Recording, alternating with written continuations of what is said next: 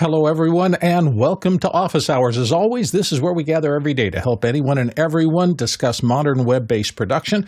It's the place you can find and submit questions about media creation and distribution 24/7. The simple rules are one question per submission, and remember, someone is going to read it out loud, so try to make it as simple and clear as you can. You can use our Mukana system if you want to put the questions into the show and vote on those questions, and votes drive what we get to quickest and what we spend the most time on. That's how we prioritize things. If you don't want to do that, or if for some reason you can't find a way to do that, you can use our Mukana system, or you can use our quick QR code system. And let me toss one up here. There we go. That's the QR code in the bottom corner. You can shoot that with your phone or iPad or whatever else reads QR codes, and it'll take you into the quick queue system. We'll take a look at those questions and hopefully get them into the show. So remember, your votes count and your questions count. That's pretty much all the preamble. Let's dive in. Alexander, what do we have from our viewers and listeners today? First question comes from Paul Wallace in Austin, Texas. Can someone suggest a cheaper alternative to the OBSBOT UVC to HDMI Adapter 2.0 for Tiny 2, Tiny 4K 1080p, Meet 4K 1080p UVC webcams, please? And Guy Cochran's going to help us out here. Guy? Yeah, it's not saving much, but I have both these. I have the RGB Link version, which is a whopping $10 cheaper. The question is, why do you really need this? What are you trying to accomplish? Is there another way? Because these things can introduce lag, and already you're dumbing down. When you go to UVC, you're dumbing down, you're throwing away a bunch of color. So there are some switchers that natively will take in a UVC format. OC has one. Rode's coming out. Well, oops, I'm not supposed to say that. There's new stuff coming out. Pay no attention to that. UVC. Can we edit that part out? Yeah. So the question is, why do you want to use a webcam essentially to put into a production? Because there's just higher quality cameras out there that, depending on your workflow, will be a better alternative. Alex, you had some add-on? I just 100% agree with Guy. I bought this. I have it. You lose all your controls on the webcam, and so it's just not. This is not worth it. Just buy a camera with an HDMI out. There you go. Let's move to our next question. From the QR code, Toby Gustafsson in Stockholm, Sweden is asking, any experience with HTML5 graphics, generating usage in the control room, in post, etc.? Alex? We don't see it as much in larger productions. Usually there's some kind of hardware that's going key fill out or doing something else, but they do work well. SPX will do it. Singular will do it. OBS, and a lot of things will see it. So most of your software switchers, whether that's even Mukana has a version of lower thirds that uses HTML5. so it's really nice. The reason that HTML5 is useful is because it can deliver an alpha channel. So you can set up an alpha channel so you can have a web graphic that just runs on a web page, and basically you're loading that web page in, and it's just easy to composite. You're not trying to key the green or key some color. You just have a graphic there. So most of the software switchers can see that. So whether it's OBS or Mimo or Ecamm, or I believe Ecamm can do it, as well as vMix, TriCasters, etc. So all of those can see it. And hardware switchers typically need that to be converted to an alpha channel. So SPX, for instance, will use Caspar to do that. So it will. We can get key fill out from that HTML5 or from that source. So there's a couple different ways to handle it. Again, we don't see it in control rooms or trucks or anything else. It usually gets converted back to electrical at some point. But if you're using software switchers, almost all of them will see it. Let's move to the next question. Jeff Cohen in Miami Beach, Florida is asking live demo recommendations for a mouse pointer app on the Mac that shows click animations. Alex is going to start us off. Alex? I raised my hand because Guy hadn't raised his hand yet. And I needed someone to answer the question, so I'm just going to hand it I looked up Guy. and I went, Guy's here too. Yeah. So someone throws it over. Guy. Yeah. Catch it. $9.99 for our friend Oliver has this little app called Mouse Pose, and not only does it allow you to dim the cursor, so you get kind of this. Where is it? In the demo, you can see it here, that it'll spotlight your mouse where it's located, but also there is this highlight mouse clicks feature. So you'll get this this little, what do you see? It's a control panel that'll allow you to enable or disable and even change the size of that circle. So download Mouse Pose. You can get it on in the App Store. There you go. Hopefully that helps you, Jeff. Let's move to our next question. This one's coming from the QR code. Michael in New York is asking, I have an Orbie Mesh system and I cannot understand how to make it work best on a wired connection. For some reason, when I plug in the Orbie satellite unit into the Orbie router, internet disconnects. What am I doing wrong? Wi-Fi craziness. Alex, can you help him out? I'm sorry. As someone who's a mesh, who owned a mesh, who's not using mesh anymore, not Orbie specifically, these mesh systems never really work that well. Like, I'm just letting you know that, like, you can, I need to say that before we get into any of how to make it work. It's probably a conflict. I don't know the Orbie well enough to know why the router is disconnecting, but I will tell you that you're going to, as someone who struggled with a mesh system for a couple of years trying to figure out how to make it work, it's never going to be as stable as building up a Wi-Fi network that is just, you can figure out how you're going to configure it, but mesh systems are constantly unstable. And I've never seen one work well. Like, and I tried myself thinking that I somehow knew better, but I did not. So I think that if you're really looking for something stable, you're going to want to start to kind of probably build a more refined Wi-Fi network or a couple of networks or however you want to manage that. But the mesh network it's convenient, but it's not very stable. Or one hardwired cable into the suite as I have here and try to keep Wi-Fi off at all times if I can. Next question. Douglas Carmichael's asking, I've downloaded the Telefunken Fall Down tracks and loaded them into my Cubase to mix on my A&H SQ-5. It's not the real thing, but it is, or is it a useful way to practice live mixing? That's interesting. Alexander Knight, can you do that? Can you go offline and practice a real live mix? I haven't actually downloaded these tracks, but I mean, with digital mixers these days, they have a feature called sound check mode. So it's quite often that if you are your front of house mixer, you will load sometimes, typically we do multi-track records of live bands. So the next day we'll load the previous concert's tracks in sound check mode. So you can actually do the mix and check your PA and do all of that. So as long as you have any multi-tracks, you can do that. Whether these are good or not, I don't know. I haven't actually listened to them. But yes, that is definitely something that you can do, and it is very useful. I have to admit, I was fascinated on yesterday's show. We had Jeff Francis talking about his process, his workflow through going through and analyzing and mixing things. I just thought that was a really fascinating second hour for anybody who's interested in the breakdown process of mixing various sources live. He was talking about a lot of different things, but the attention to detail that people who master and mix records put into this, it always astonishes me. Every time I go in and I see somebody who's really good at it do it, you realize how granular they're getting and having to pop back and forth between the granularity of sample moving just tiny bits to get the intonation right or whatever, and the big view. I think it's just a fascinating process. Alexander, you had another note on that? Yeah, a couple of things. One thing, Mickey just mentioned something in the chat, which is really important, that just remember you're not really simulating a live environment, so you're not going to be experiencing things like feedback and stage bleed and that kind of stuff like that.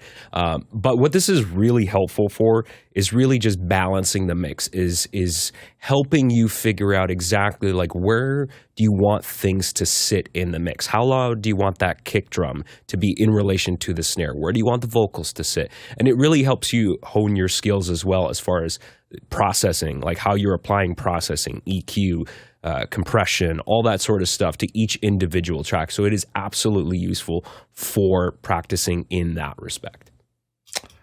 Next question. Zach Stallsmith in Chautauqua, New York is asking, I'm digitizing cassette tapes and vinyl using my X32 and a Focusrite interface to my computer. I'd like to clean up the audio to make it as crisp as possible. How could I do this for older audio recordings? Alexander, you want to start us off?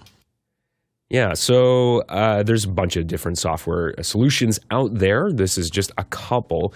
The Waves X Crackle plugin I have found for decrackling some really old vinyl is very, very helpful. That's only $30 US, so you might as well try that because it's pretty low barrier to entry there and low risk. And then the other option, which is the much more expensive option, so Isotope RX, they make a suite of software plugins called the RX series. The standard version is the most affordable version that you'll be able to get that has the module in there for decrackle, which is listed right here in the comparison chart. You can see the standard edition has that. It looks like it's $539 US. I believe that's US dollars. But that gives you a lot more than just decrackle. I mean, if you're into post and you need to really repair bad audio, you can see all the different modules it gives you: de-hum, de-plosive, de-rustle, de-clip. So if you've got bad clipped audio, you can also repair stuff like that. There's a lot of important tools in here. If you're going to be doing this often, then it would be worth getting. If you're only going to be doing it this one time, I don't know. I mean, how valuable is digitizing these records? Is someone paying you to do it? I don't know. Spending $500+ to just do this once might be expensive for you, but it's hard to go wrong with Isotope. That is an excellent solution. Yeah, interestingly, I think Isotope was sold about a year ago to a different company, and I think I just see a lot on the voiceover channels because most of my voiceover brethren, a lot of them use this, and there's a little, wonder how the new company's gonna handle everything. Guy Cochran, your thoughts? Yeah, depending on how many of these you're doing, you just might want to farm it out because by the time you get all the equipment and the gain staging and everything correct, you might have spent quite a bit. And some of the high-end places will have something like this where it's just a all-in-one unit, so you're not ever leaving the domain of having to use interconnects, which could be where your problem is, because getting into an X32, even if you bought something like this, so this is a used professional deck off of Reverb, you can see for $299 you get proper XLR analog outs, because remember, tape out is tape out, so you're going to have to convert that in on turntables. You know, there's a level out there that's not a mismatch. It's going to be a mismatch for your X32.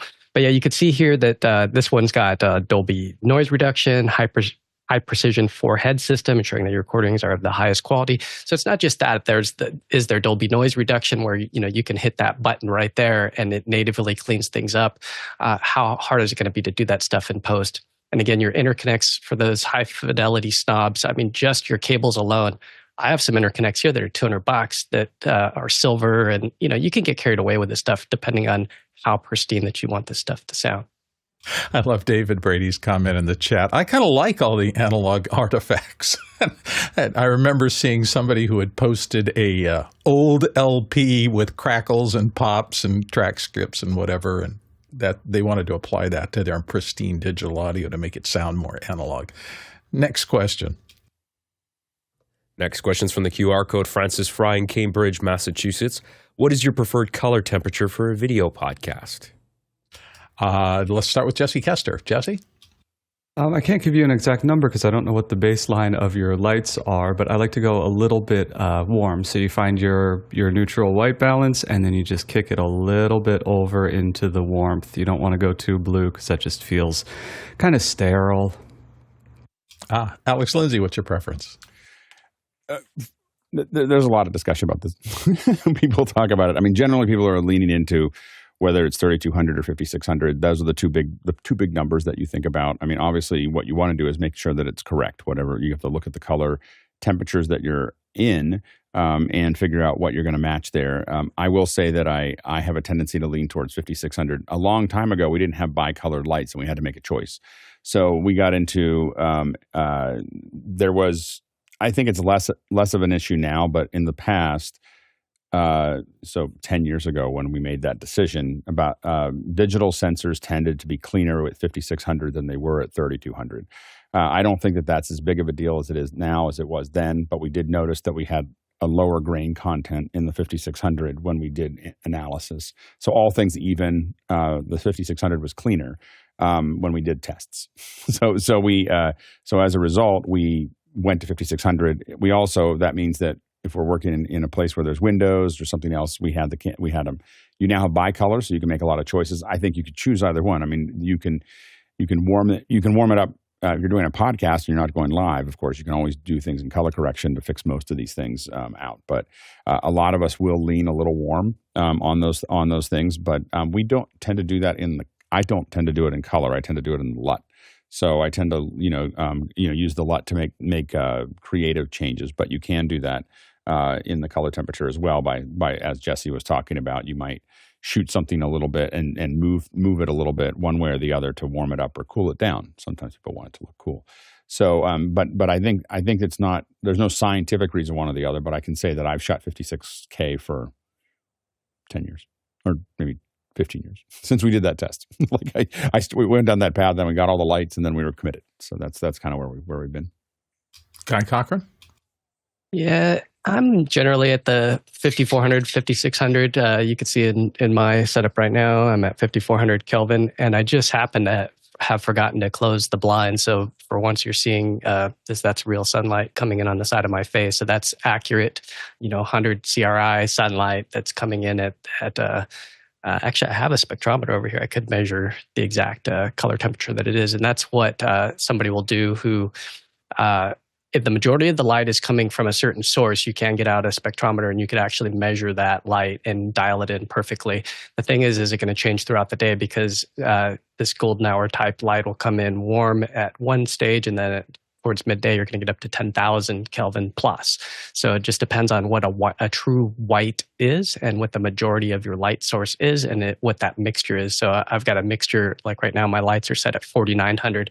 And as I was listening to some guys talk on a set, one of them who's pretty well renowned said, I'm a 4,800 Kelvin kind of guy. And I was just like, looking at him like, that's what you guys are using?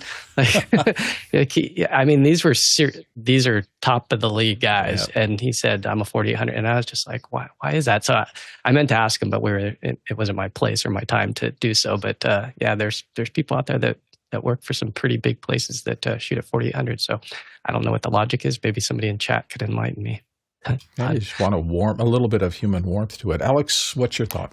And Mickey pointed out that skin tones look better or you tend to get more imperfections at 5600. Roscoe said people look healthier at 3200, and that may be the case. And again, I will say that we locked down because ours was mostly logistics, and dealing with. I didn't feel like I saw a significant difference between those. And so, and chose to just kind of, I tend to standardize on things. If I can't see a qualitative difference, in the process, especially after color correction, I just went that direction. So I'm not going to say that I'm the expert. I'm not a cinematographer. So. Alexander, you wanted to come back in on this? Yeah, I'll have my 2 cents. I'm not a cinematographer either, but I go by what I think people's skin tone looks the healthiest. But I do start at 5600. Rarely ever use it though.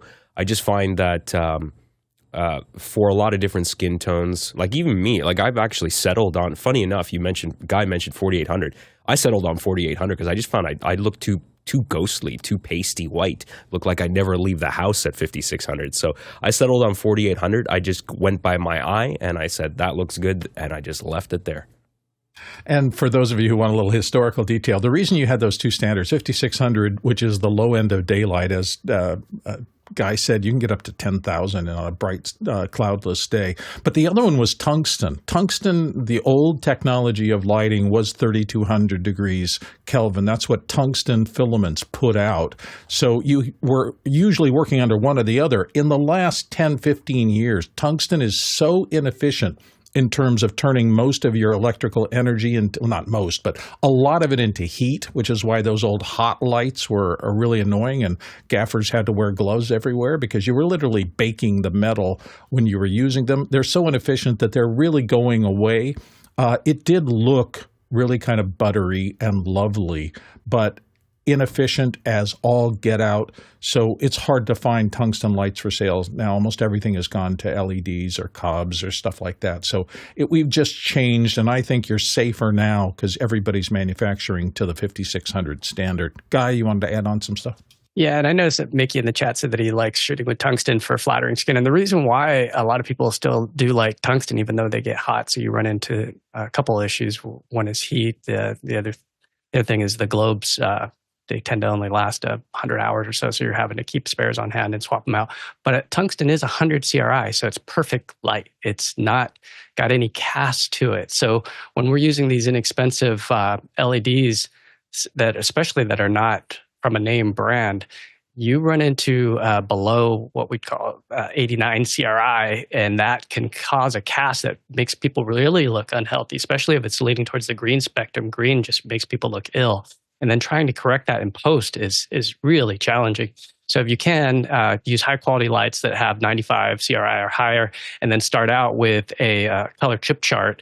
And then when you go into Resolve, you can put that chip chart up, and then you could make it so that it's dead on, as close as you can possibly get, considering if there's no other contamination coming in from other light sources in the room.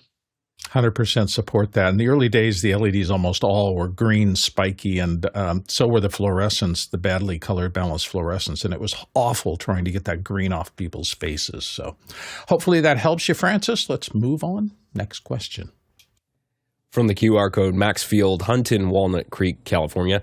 What magical dongle turned iPhone 15 Pro into a broadcasting powerhouse for the StreamVoodoo Spatial VervePipe broadcast internet audio power? Alex, did you have a magic dongle for your iPhone? Max was there. Max helped out. He was part of the team that worked on that show. So I think he was impressed with what we used. This is what what it looked like. This is I think it's a Belkin. It fulfilled some specific things. Now I think that Blue Condor now has one that you can attach to the rigs, and I'm looking at that one pretty carefully. But what we had here was this. What this did is allowed. Let's see if I get a better color. This has got basically 3 USB-Cs. In fact, I had one spare, and then a power USB-C. And so then that went into if I turn it around here, I think you can see it. So you can see it just kind of pop in here. The reason that this one's important is that it could be clamped. So a lot of these have things going out different directions. One of the design requirements is that everything had to appear in different, everything had to go in one direction and then have the cable go out the other direction. And that was not a trivial thing to find. I went through a lot of dongles to get this to work. And so this is not a particularly expensive one. Works great. So you have power coming in, and then I was able to connect to Ethernet here so that I get a good internet connection. And then I had, and then this is the audio. So this went out. This came in from one of these guys. So I had to get the audio in. I used this. This is a USB Pre 2. Let's see if I can get it in focus. And the reason that I use this instead of other things is because the phone right now is having trouble with all apps really seeing complex audio interfaces. And I don't know why. It's something in the latest versions of iOS. We're just having trouble getting them to see it. The advantage of this, it's an expensive box. I have a lot. I used to have a lot of these. I have a couple of them left. But they're about $1,000 each. But what they do, the big thing is it's just a USB interface, except that it has all the controls are dip switches on the back. So you get to make all the changes without any software drivers, anything else on the box. It shows up as a dumb 2-in, 2-out to the computer. And so when you need to make sure that it absolutely is going to go in, like if you need to make sure that you're going to actually get audio in and out of your phone or iPad or whatever, having one of these around is useful. So anyway, that's where this went out to. And then what we had is, so this piece here was the, kind of the interface to the phone. In that case here, and then you can see it here, this is the band playing. This is the VervePipe, and that's Brian Van Der Ark playing away. But then it's just simply mounted there. I had another, just to kind of build on it, I had a NATO mount on the top, and the reason that NATO mount was there was that this is we shot with some traditional cameras as well. Michael Coleman brought some cameras, and I had a camera there, so we used those for that shoot. So that's behind the scenes, and then this is that NATO mount being matte. So we just grabbed the whole rig and attached it to the ceiling, so you can see it right here. So this is and so we kind of mounted it right at the center stage, about 15 feet from the stage, which got a pretty good 3D effect in that process. And that app, by the way, is now available. You can get it at on the App Store. If you have friends with Apple Vision Pros and you want to stream, you can do up to 10 people, I think, for up to 30 minutes at a time for free. So you can download this. It's the spatial. I think it's the spatial camera from StreamVoodoo, and it just got released this week. We used it last week just before it was being released, so it's pretty nifty. I desperately want to write a sci-fi short story with a lead character named Magic Dongle. I'm just saying. Let's move on to the next question. Next question is from the QR code. Francis Fry in Cambridge, Massachusetts is asking, which monitor do you recommend with a Mac Mini for Zoom calls? Needs to be relatively small so that a DSLR camera can serve as a webcam above it. Alex? For my Mac Minis and for everything that I'm doing, I don't usually use particularly small ones. My tendency is to lean into 24-inch monitors. So my camera is sitting right above this 24-inch monitor right now. If you want it to get smaller, it will bring the eye down. Now, what I do is I put my video or the program video right under it so that I have as little eye movement as possible. There's some lighting issues and some other stuff that I've had trouble with to put a teleprompter here, though I may still eventually do that. So teleprompters are great there. Other ones that we've used that I've been really happy with are the Blackmagic Video Assist. If you're looking for something small that you just want someone to look at, the Video Assist monitors are pretty great as far as just a nice small monitor that's going to keep your eye pretty close to the camera. I have a tendency when I build them, it depends on where I'm sending that person. So if I'm sending that person to another person, I oftentimes will put it above the lens. If I'm sending that person to another room where there's going to be a monitor and people, or a big LED wall, and people are going to be looking at an audience, I put the monitor underneath, and the reason for that is it's going to draw their eye just a little down below the lens. And when that happens, it looks more like they're looking at the audience. If you put it above the lens, you end up in a situation where they look like they're looking over the audience. And if you put it below it, it looks like they're looking into the audience. And so it's a real subtle thing that we found out by accident because one of my teleprompters broke. So we always have people look straight into the lens. And when we put that, we had to turn a monitor on at the last minute. And it suddenly we looked at the pictures and we were like, oh, it looks much more like they're looking into the audience. And so just something to think about. Guy Cochran. Didn't say how much, so we got to go with where. Warning! Your wallet will light fire. Yeah, here's a 15-inch. This is the Prompter Pimple desktop free fly single arm. And you can go bigger too. You can go all the way up to 24-inch, and I've used these. They're awesome. This way, you can have a DSLR and you can swing it around and put it wherever you want. I'm using a teleprompter right now. If you want to go less expensive, the Elgato has a small unit that it's not very crisp because it's not 1920 by 1080. So be aware whatever monitor that you get will actually do the native resolution of the camera or the display, the Mac Mini. Because it looks really soft, which makes it's kind of distracting. And then also that one is that it's display link. It's not a proper full HDMI monitor. So be careful if you do decide to go with the Elgato. It is a great bargain.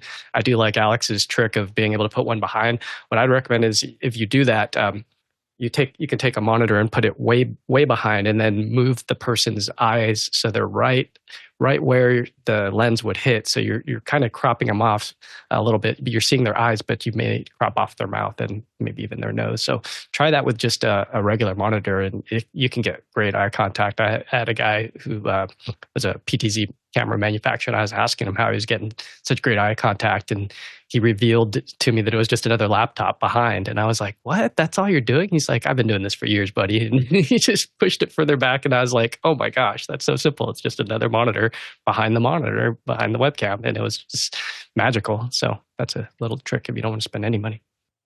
Alex, you wanted to dive in on this again? Yeah, another thing to think about is also that the further away it is, the less that the eye lines will be off. So if you have something that's right underneath the camera and it's a little further away, the whole system is further away. The eyes are going to be closer to it, and you're not going to notice it as much. There you go. Hopefully, Francis, that helps you out. Next question. Paul Wallace in Austin, Texas is asking, what's a good desktop stand for a Sony ZV-E10 as flexible as possible with as small a footprint as possible, much like the stand that comes with the Insta360 Link? Jesse Kester, start us off. Sony actually makes something that might be pretty useful for what you're describing. It's built for the ZV series, so this is just like a mini tripod that flips out like this. What's nice about it is it can very easily link to your ZV camera, and you've got record, photo, and you got one function button, and if your lens zooms, you can zoom in and out from the tripod. It's built for vloggers, but we have it on our desktop, holding up, little tiny monitors all the time when we're not attaching it to a ZV. So I would say check this one out. Quick limitation: there's no pan and tilt on this. All you've got is this kind of like incremental, and you can hear it clicking. So you don't get fine tuning on the tilt, and there's no pan at all. Once the camera's locked in, it's locked in. Alex. Yeah, I almost never attach my camera to my desk. And when I send it to people, we try to keep them away from putting cameras on their desk. And the reason for that is that if they hit the desk or they put something down, it vibrates. so I tend to stay away from desk-mounted cameras. My camera's on a tripod that's right on the other side of the desk. Triad Orbit is a great. They make a lot of different things, but one of the things they make is a tripod that is got small low legs, and I just don't have. I have one in the other room. I just couldn't quite grab it during the show. But it's got the low legs, and what that means is that we can put it behind, really just right behind and it's nice and heavy, and we can put it right behind the table, and it just comes up as a single column. On the top of that, for a web camera, I'll typically put a ball head. Even if I had something like what Jesse had, and I have a tripod, I have a fluid head here, but even then I have a little ball head on top of that because it's just easy to. If you look at something in the background, you can just kind of line up the camera to where it needs to be, and then I can sit there. And I still have I can still pan and tilt with my fluid head that's on this, but on the top of that, I can just kind of grab onto something and move it around. But I find I see it a lot when we have guests on Michael Krasny for Gray Matter and other things. We see the vibration a lot when people have their cameras attached to their desks, and so it leaves me. And both my mic here and my camera here are not attached to the desk that I'm using. Don't forget, Office Hours is always driven by your questions. If you'd like to put them in, you can do that 24/7. You can use the QR code that we showed up earlier. I don't have it set up right now, but that is one way to get in. Also, remember, your votes do count. We get to whatever you vote up the most. We get to them quicker and spend more time with them. So pay attention, and if you can vote, please do. Next question.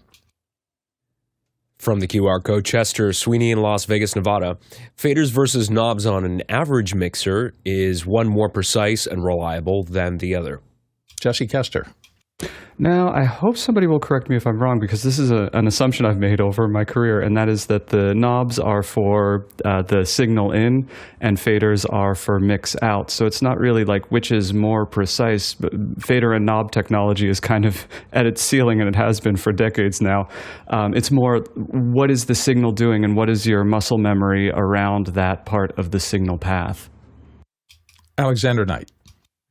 All right, so a couple things. Let's be more precise. So faders, whether it's a sliding fader or a knob that you twist, those are pots, potentiometers.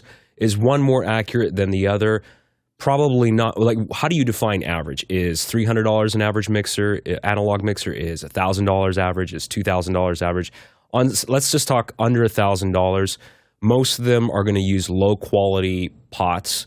And some quality varies from manufacturer to manufacturer. I'm not a fan of the faders on the Mackie mixers or Behringer. If you're going to get sliding faders, I prefer personally full travel 100 millimeter faders. The better quality mixers tend to use better components like Alps, which is a great manufacturer for high quality, long lasting pots. So those are the ones that I tend to stick with. On the lower cost stuff, I do prefer, I have to say, the Tascam analog mixers overall seem to be much better build quality. I would look at the Tascam model series, so the model 12, 16, 24, and they actually just came up with a brand new one. So the flagship model 2400 is their new analog mixer, and the faders feel pretty good on those. As far as which one is more precise between the two, again, it's hard to say. Depends on the manufacturer. Digital mixers clearly have much more precise faders because they're digitally controlled, and you can recall them to the exact position that you had on a previous mix. So there's a lot of it depends in this question. Absolutely. Alex? I think the rotary ones are a lot more convenient. If left to my own devices, I'm always going to want sliders. so I'm going to want the, and the reason for that is primarily because you get kind of into it and you get your hands on the sliders and you're moving a lot of different things all at one time. So when you're doing a knob, it lowers the speed at which, in my opinion, you can make adjustments. So I think that, I do use both of them a lot. My Scorpio and the Mix Pre and everything else, you get used to rotary knobs. But even the Scorpio has a companion that has sliders that I don't own because I can't afford it or I can't justify those sliders. But I do think that you have more resolution and more flexibility with sliders than you do with rotary knobs, but they're very convenient. Going on the field, I got to do a field shoot next week.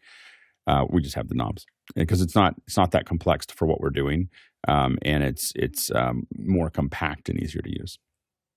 Yeah, my 2 cents. Things that you set, knobs are fabulous. Things that you adjust, sliders are much more, particularly if you're doing something in real time. You've probably seen a photo or video of a big console and they're mixing a song, and each of the fingers of the predominant engineer is on a separate fader, and they're really literally adjusting things in real time. And if they need more, they'll have an assistant come over and cue them as to how to move things. So you can change much more things variably over time with sliders than you can with little knobs and trying to get your fingers into them. Alex, you wanted to come back in on that? Yeah, and it's not just faders. A lot of times it's access to those faders. In a lot of our mixers, we all have different scenes or we'll have different setups, and you'll be jumping, you'll jump to different setups and you'll see the sliders moving. On a really big mixing stage, I'm going to see if I can find this really fast. On a really big mixing stage, it is. So I'm going to try to find this as fast as I can here for you. It can be very, you end up with not just that you have sliders, but you have many sliders. Let me see. I'm just trying to see if I can pull this up as fast as I can. But there's, John Ross, who's been in our. I was going to try to find a picture of his. So I'm sorry, I'm not as fast as I should be here. But he has, his mixing stage is, it's, I think it's 100 some sliders, and they simply roll, from one side to the other, and you think that you don't need that. But the reality is that they want everything. You can see here we go. I just want to. So this is his older slider system, but it kind of gives you a sense of this. So you can see this kind of all these sliders that are there, all these. So is that like a couple of 64 channel slider boards? Yeah, and he's got 128 exactly. or something. I think he has a 128 now. Yeah. So anyway, but it's an enormous amount of control, a massive control surface, and you think that you don't, but you might have a couple people, but it's not even that you have a couple people engineering, because you might do that, but a lot of times it's so that you can roll back and forth between them. And I'm in this section, I'm in this section, I'm in this section, Mm-hmm. and I'm not having to think about it. I know where I'm at, where I go to do that. So you can end up with a lot of those controls. Absolutely. Next question. Next one's from the QR code, Sean Johnson in New York City. Purchasing a new Mac Mini M2 is an off-the-shelf unit with 8 gigs RAM sufficient for Zoom ISO, outputting 3 to 4 participants over NDI, or do I need 16 gigabytes? Thanks. Alex, start us off. Yes, it's enough. There you go. Would I buy? I mean, generally I'll try to buy 16, but I've got a bunch of Mac Minis that are 8 gig. And that's what we bought for office hours, and we definitely could put out 4. 8 is probably the CPU hit. It's not so much the RAM. It's not. They don't use it. ISO doesn't really use that much RAM. But the CPU with NDI at 8 was getting to the point where I probably wouldn't use it. I think it was in the 60%, 60 or low 70%, if I remember correctly. But SDI works better. Works better. There's less overhead on SDI than there is with NDI, so there's a little bit more overhead there, but you shouldn't have a problem with it. Guy Cochran? Yeah, I just happened to have that same setup right here. So here is a Zoom ISO. We've got 4 participants in this mock-up meeting, and this is running 24 hours a day. If you ever want to play with this, I've got iStatistica open. This is, again, the 8 gigabyte. If we go about this Mac, this is an M2, 8 gigabyte model. What's getting, and I am pulling, so I did these 4, and I've got another machine running Livestream Studio that's pulling all 4 of those feeds right now. And the processor is what's cooking. It's saying 227%. The RAM itself is not a big deal. It's just showing, what are we at here? Wired 1.79 gigs. So, I mean, I'm not out of RAM. You can see here it's 8 gig, but the processor is at 66%. And that's, again, with all 4 of these pulled. And you can see in real time the status that's going on here in Zoom ISO.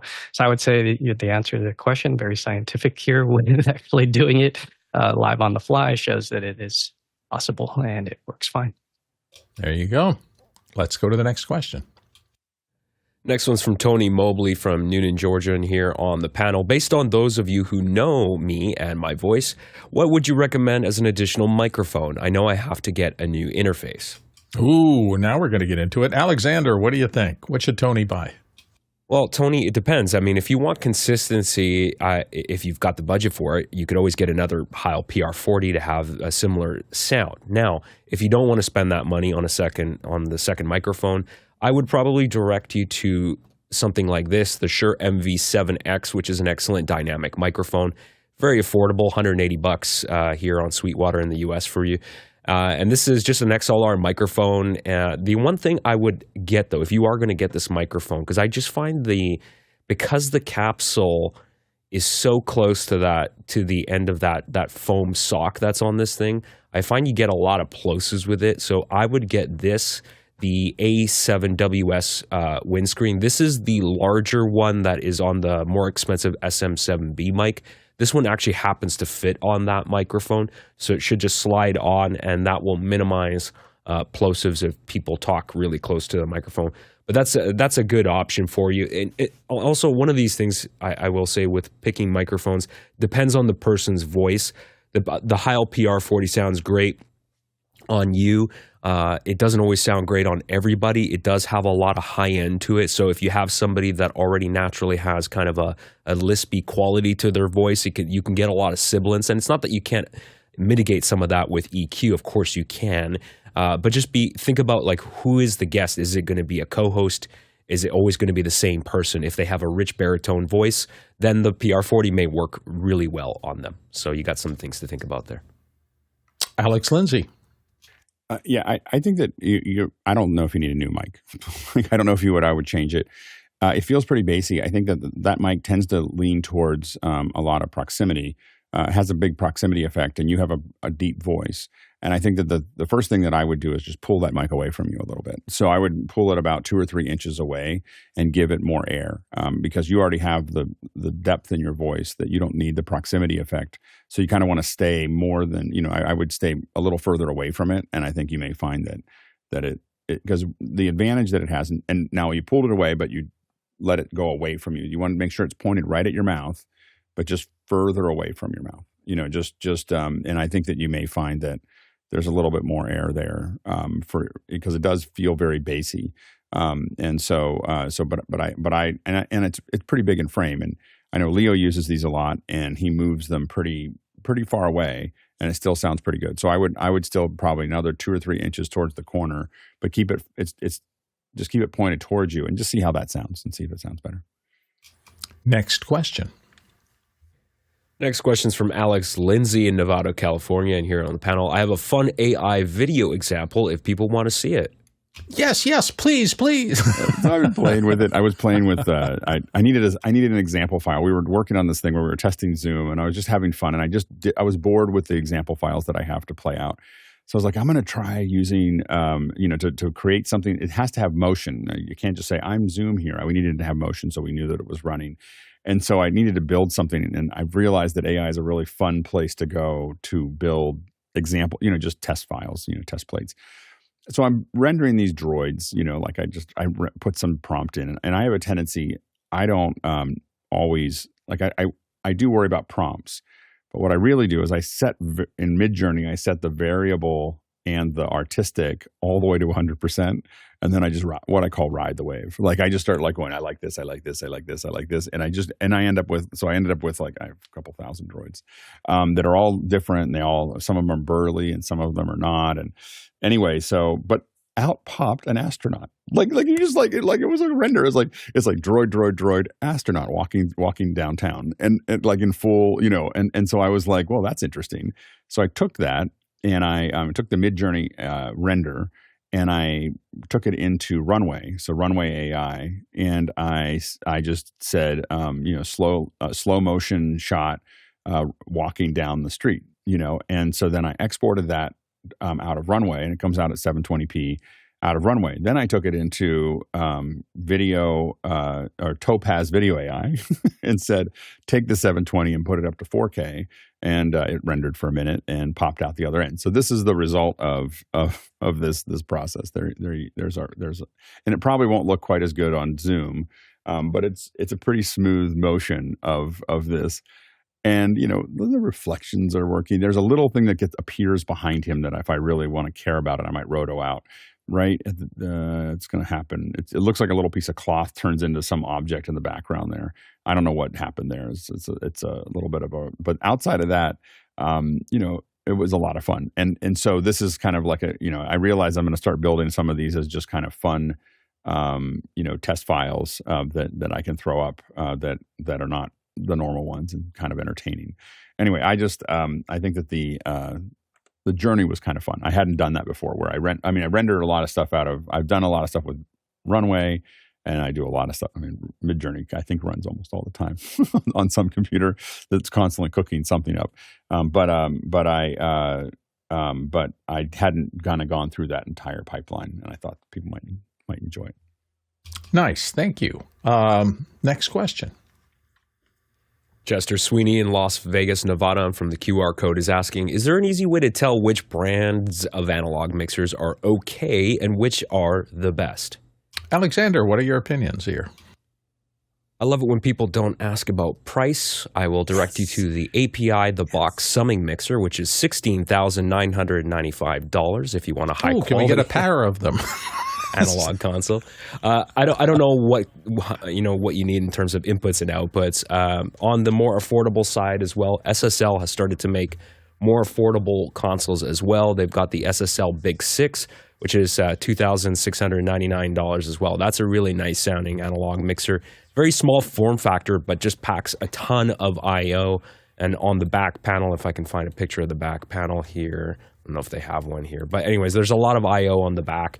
Plus, it's got the famous SSL bus compressor on the master output there, and good quality 100 millimeter, full length sliding faders there. So that's a really good option. Of course, I mentioned this earlier in the podcast, but the new Tascam Model 2400, this is their new flagship analog console for 24 channels, and plus you get the built-in multi-channel recording interface. I think it's 24 in, 22 out. And then it has also the SD recorder built in as well. So this is like a really nice analog console, good quality built-in effects if you want to record the band and you need a lot of inputs. The only thing I will say with these types of mixers, I really wish they would put the I/O at the back of the console. I really don't like cables hanging out at the top of the console, but that's the only other drawback. Those are really good. I would probably stay away from the cheaper Behringer and the cheaper Mackie stuff. Alex? For the best, I would just refer you to Rupert Neve. So, like if you're saying the best, if you're analog. So that's awesome. There you go. Next question. Next question is from Paul Wallace in Austin, Texas. Just when we thought Xreal was the greatest, along comes Visor.com. That's going to roll out in Austin at Immersed 2024 IRL on September 24th. Is it worth it to go all in and become a founder for $500 to $700 and getting lots of benefits? Jesse Kester, what do you think? No. Short answer, no. If you want a long answer, let's get into the website right now. So this is the visor. It is like a AR/VR headset. Its form factor is more like glasses than a full-on, ski mask. And basically, the company does everything that I really, really, really don't like about modern tech companies. So, first of all, that price that you're talking about is the price they advertise is completely disingenuous. It's $999 for the actual device. Brings it down to $400 if you get a subscription, but the subscription is where is it?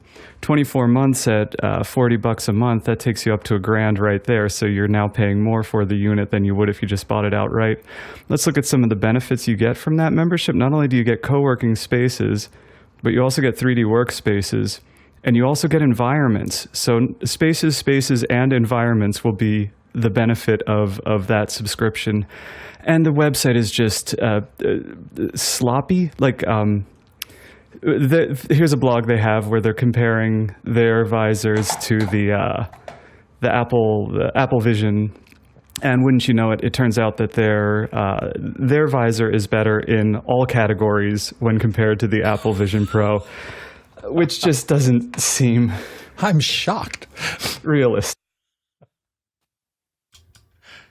All right. Let's see. Guy Cochran, what are your thoughts? Yeah, this is interesting. I mean, I love that small companies are pushing the envelope and trying to see what kind of tech they can build. And, you could tell that this is a small company. And thank you, Jesse, for doing all that work. So I didn't have to do it. But I did do the math, and 24 months times $40 is $960. So $960 plus the $399. You're getting up there. And so to go to this demo in Austin, I would say that I'd have to have my socks knocked off to really want to spend that kind of money on something. I'd rather get an Apple Vision Pro. Currently, I have the MetaQuest 3, and there's already 20 million units out there. So you get this ecosystem, where you go with a bigger company like Apple or Meta, and you have real developers, a real business. This company, as much as I admire small companies, and I've been one, it's you could just tell that the resources aren't there. And I did go into their Discord. I joined their Discord. There's tons of members, people talking about these things. So the excitement's there. It's just the time will tell if they can get to that next level where they can get enough development dollars to make this thing really take off. I mean, again, the picture quality has got to just be knock your socks off. And I'd love to see them at like a CES or something like that, where they get a lot more consumers looking at it, because Xreal had their booth, and it was pretty impressive with some of the forward-looking stuff they're doing as far as teleconferencing and whatnot. And I'm an Xreal owner, and I'm happy with them in HD for the price, $300. You could buy them today. Next question. Paul Wallace in Austin, Texas is asking, rumor, the iPhone 16 Pro will also have an upgraded ultra-wide camera this year, increasing from 12 megapixels in quality to 48 megapixels. The standard iPhone 16, meanwhile, will still have a 12 megapixel ultra-wide camera. Comment. Alex, what do you think about this? Yeah, I think that when you pay more, they're going to give you more cameras. Like and especially the folks who are, I think that the pros are pros that lets Apple not have to think about price as much, and so and lets them kind of keep on adding more features for the folks that are buying. I think the pros are really the people buying every year, like that, and really care about that camera. And I do think that the camera is the number one reason people buy these phones. Like if you're going to upgrade, when I look to upgrade, next week I'm going to watch, and all I really care about is the camera. Like there's nothing else on the phone. My phone is a camera that does a couple other things. Like, and it's it's gotten to that point because the quality's high enough that it's my primary shooting, device. I shoot a lot of stuff. I can do a lot of really creative things with it. I stream 3D, as you can see, in spatial. I do a lot of those things. I think that of course they're going to push that direction. And I think that they do have to find, if they're going to make something less expensive, they got to figure out where they're not putting stuff in. And that's one of the places that you would do that. I think that the interesting thing about the ultra wide is if they do this, theoretically, they can deliver a stereo 4K. So instead of stereo 2K, which is or 1080p, we should get a 4K per eye stereo to the Apple Vision Pro, which is, given that the app just was released by StreamVoodoo, could be a big boom for them. I was hoping I could get a picture up here. The one place where this would have made a difference for me all year, everybody knows I go to Comic-Con and I do a shoot, and they do a gathering of the Star Wars cosplayers out in the back, and it's a large, wide shot. You really want a wide angle for that because there are so many fabulous people who put together huge outfit things, and when you see that incredible array of all the people, maybe I can get one of these up real quick. There we go.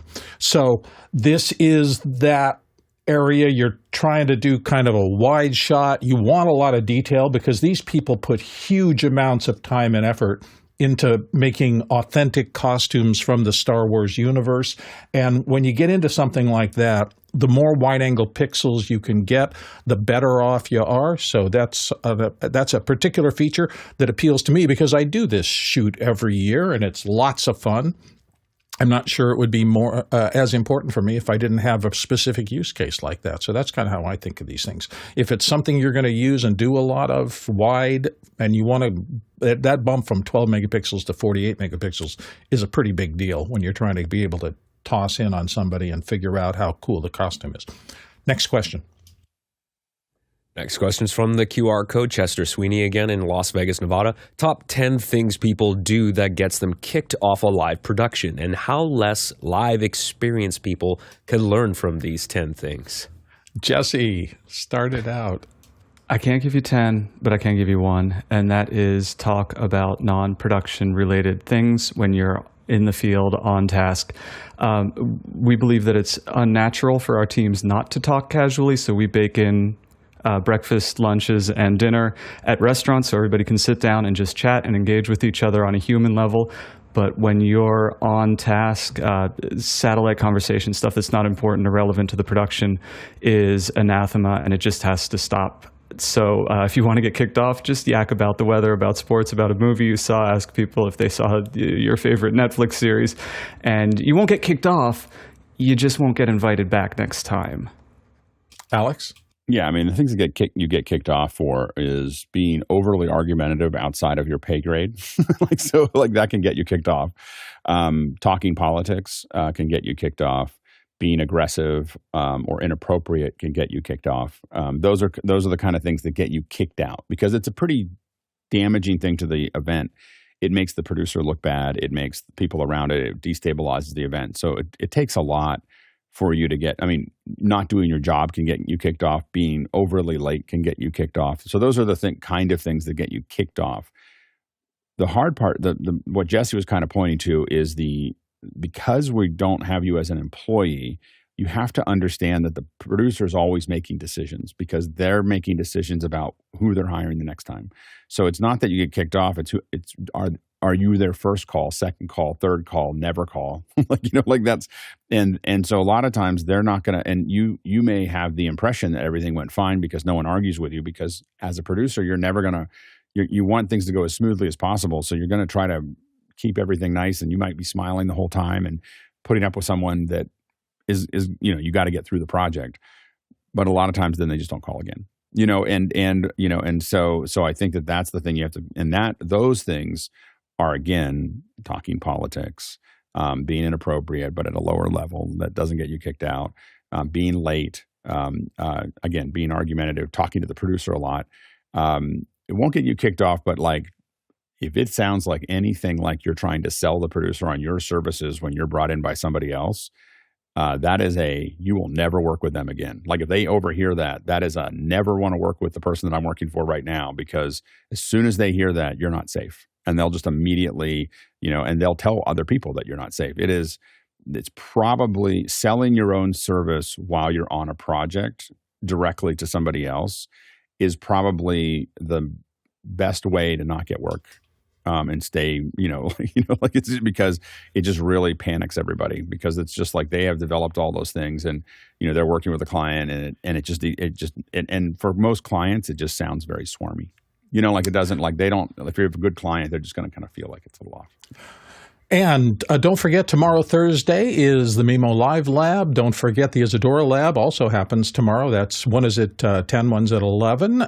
great opportunity. New panelist meeting is coming up Saturday, September 7th. If you want to be a panelist here at Office Hours, that is your chance. Alex is going to be talking about that kind of stuff. Extra hours, next Monday, another extra hour at 6 p.m. Pacific time. So join us for another episode of that.